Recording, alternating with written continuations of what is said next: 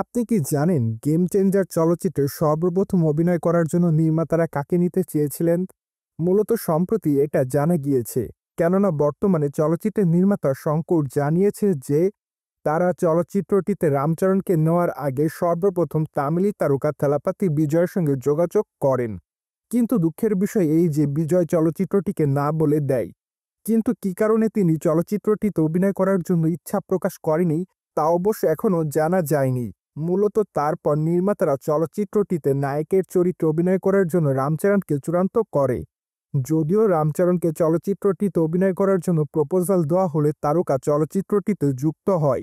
ঠিক তারপর থেকে নিয়মিত চলচ্চিত্রের শুটিংয়ের কাজ করে, যার প্রেক্ষাপটে বর্তমানে বিগ বাজেটের এই চলচ্চিত্রটি রয়েছে মুক্তির অপেক্ষাতে।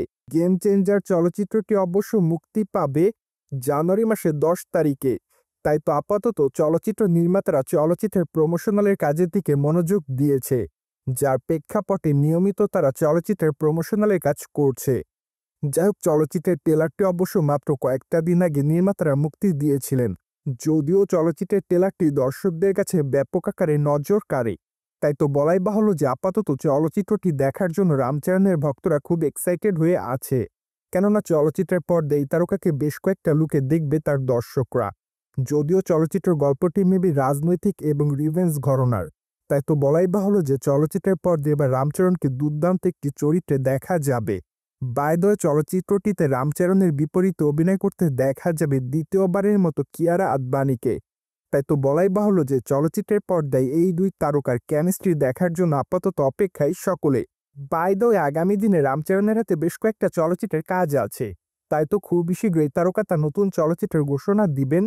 যদিও মাত্র কয়েকটা দিন আগে এই তারকা তার নতুন চলচ্চিত্রের ঘোষণা দিয়েছিলেন। মূলত তার সেই চলচ্চিত্রে তার বিপরীতে অবশ্যই দ্য ফার্স্ট টাইম অভিনয় করতে দেখা যাবে বলিউডের গ্ল্যামার কুইন জাহ্নবী কাপুরকে।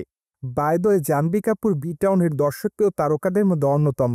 তাই তো বলাই বাহুল্য যে আপাতত এই তারকা তার কেরিয়ারে বেশ কয়েকটা চলচ্চিত্র উপহার দিয়েছে তিনি তার ভক্তদের।